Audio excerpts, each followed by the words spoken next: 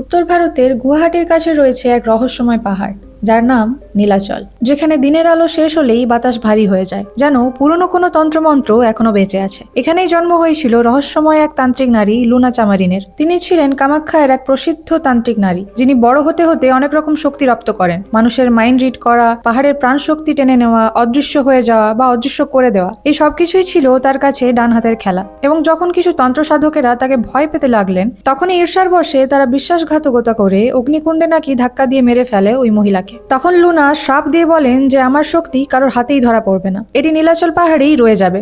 তারপর থেকেই রাত নামলেই পাহাড়ে ছেলেদের অদৃশ্য হয়ে যাওয়ার ঘটনা বাড়তে থাকে এবং বহু বছর ধরে এগুলি হয়ে আসছে। অনেকেই বলেন পাহাড়ের জঙ্গলে ফিসফিস করে এক নারী ডাক দেয়। স্থানীয়দের দাবি এখনো এই নিখোঁজ ছেলেগুলি নাকি লুনায়ের তন্ত্রের জগতে আটকে রয়েছে, তাই এখনো পর্যন্ত রাত নামলেই নীলাচল পাহাড়ে যাওয়া নিষিদ্ধ।